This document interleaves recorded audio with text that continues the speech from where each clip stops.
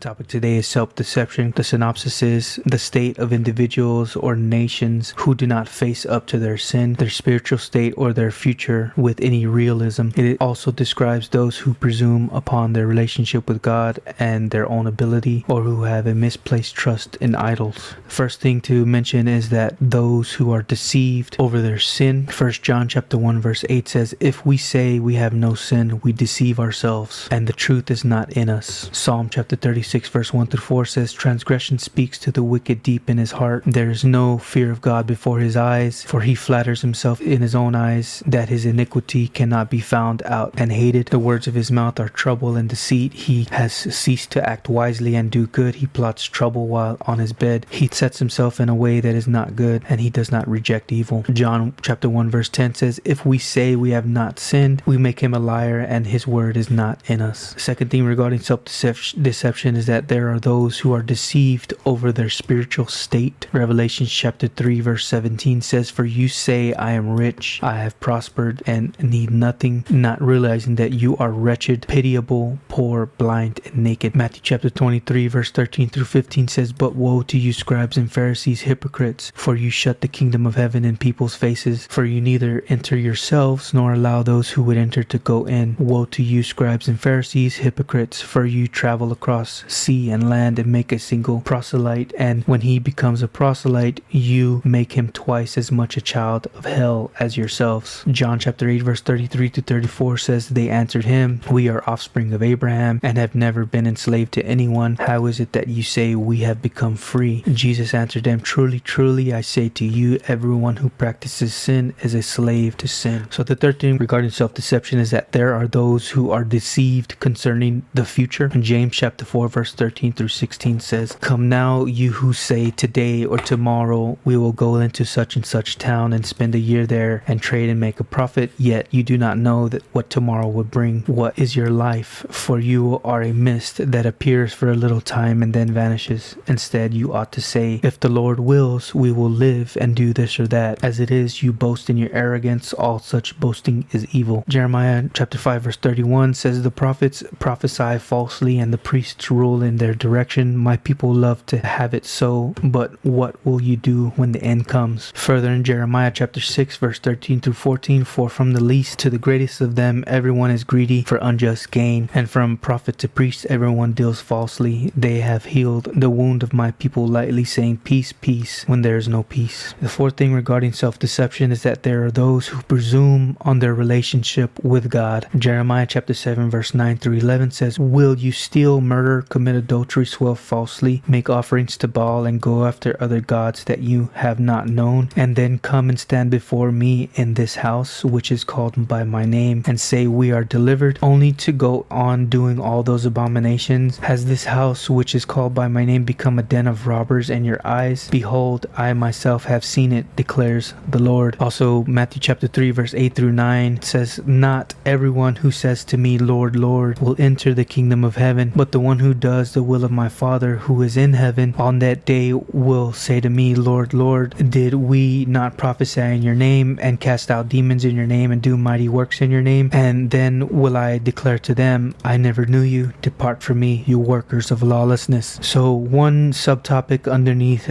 those who presume on their relationship with God is that on the value of circumcision. 1 Corinthians chapter 7 verse 19 it says, "For neither circumcision counts for anything nor uncircumcision, but keeping the commandments of God." Philippians chapter 3 verse 2 through 7 says, "Look out for the dogs, look out for the evildoers, look out for those who mutilate the flesh. For we are the circumcision who worship by the Spirit of God and glory in Jesus Christ, and put no confidence in the flesh. Though I myself have reason for confidence in the flesh also, if anyone else thinks he has reason for confidence in the flesh, I have more. Circumcised on the 8th day, of the people of Israel, of the tribe of Benjamin, a Hebrew of Hebrews, as to the law, a Pharisee, as a zeal, a persecutor of the church, as a righteous under the law, blameless. But whatever gain I had, I count as loss for the sake of Christ." A fifth thing regarding self-deception is that there are those who presume on their own ability. Proverbs chapter 12 verse 15 says, "The way of a fool is right in his own eyes, but a wise man listens to advice." Galatians chapter 6 verse 3 says, "For if anyone thinks he is something when he is nothing, he deceives himself." A sixth thing regarding self-deception is that there are those who deceive themselves about acceptability of their worship. Matthew chapter 6 verse 5 says, "And when you pray, you must not be like the hypocrites, for they love to stand and pray in the synagogues and at the street corners, that they may be seen by others. Truly I say to you, they have received their reward." And in Matthew chapter 6 verse 7 it says, "And when you pray, do not heap up empty phrases as the Gentiles do, for they think that they will be heard for their many words." The seventh thing regarding self-deception is those who have a misplaced trust in their own righteousness. Luke chapter 16 verse 15 says, "And he said to them, you are those who justify yourselves before men, but God knows your hearts. For what is exalted among men is an abomination in the sight of God." Proverbs chapter 30 verse 12 there are those who are clean in their own eyes, but are not washed of their filth. And there's several other scriptures. Check out the blog post in the link in the description. And the last thing regarding self-deception is that there are those who have misplaced trust in idols. Romans chapter 1 verse 20 through 23 says, "For his invisible attributes, namely his eternal power and divine nature, have been clearly perceived ever since the creation of the world in the things that have been made. So they are without excuse, for although they knew God, they did not honor him as God or give thanks to him, but they became futile in their thinking, and their foolish hearts were darkened. Claiming to be wise, they became fools and exchanged the glory of the immortal God for images resembling mortal men and birds and animals and creeping things." So in conclusion, to wrap all this up, the synopsis was the state of individuals or nations who do not face up to their sin, their spiritual state, and their future with any realism. It also describes those who presume upon their relationship with God or their own ability, or have a misplaced trust in idols.